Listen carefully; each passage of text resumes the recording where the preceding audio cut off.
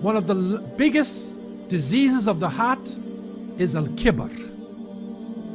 It is pride.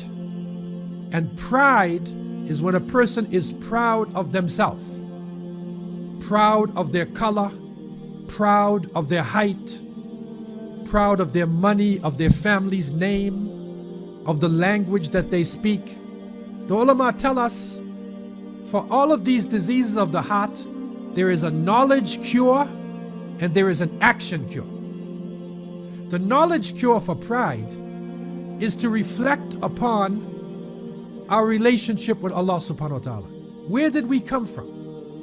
Look back at the human being. Once we were a tiny clot of blood, right? And now we stand up. People stand up and defy their Lord, right? But where did they start off? You see, very humble. And we come from a humble place. We get strong, and then we get weaker and weaker and weaker, and we will return. No matter how rich you are, how famous you are, you have to leave this earth in a humble way. You will come out of this earth. So what are we proud about? So the first thing is understanding who we are. It's interesting because think about our lives, okay? Especially a person who feels they're physically fit. At any moment, you can drop dead on the ground. There are some people who are professional football players, right? Super Bowl that they're ready to play. Gladiators. And then one day he walks on the field and he just drops dead. He just has a heart attack and dies. You can drive in your vehicle and gone in a minute. Even the richest person on earth, even the heads of state, will fly in the plane and suddenly the plane crashes. So none of us have really any control over our destiny, you see? So why are we proud? We should be thankful that Allah Azza wa Jalla gave us life. We should be thankful for the things that we have. The second part of the cure is the action cure. And the action cure here comes in physically. If we can't control our pride, then we need to do things that humble us. Do hard physical labor.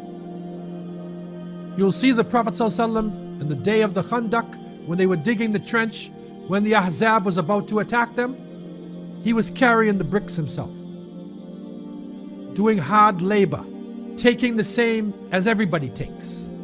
A simple life. It is reported Abdullah ibn Mas'ud radiallahu anh came into the house of the Prophet ﷺ, and Ibn Mas'ud was considered to be probably the closest to Rasulullah ﷺ in the way he looked and the way he acted, the closest one.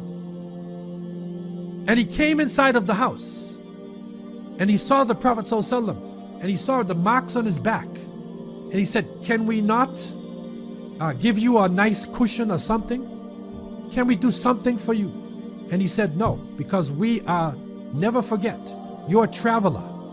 We are travelers. We are here today and gone tomorrow.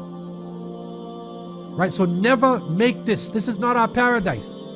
So the humility, this is the Prophet ﷺ, this is the best of creation, the leader of the prophets. So he gives us the example of humility.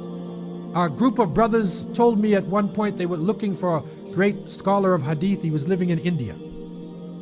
And they went to the house and they sat down, and an elderly man came out and gave them water and they washed their hands.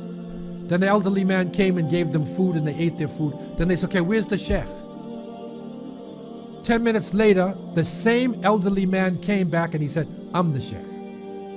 And he sat down and he began to teach. They were amazed at his knowledge. But you see what he did? He killed his pride. He killed his pride. He has knowledge, an ocean of knowledge over them. But he served them like a slave. So he killed the pride within himself. So part of this issue of al-kibr, part of it is that we need to take action. We need to take action against this.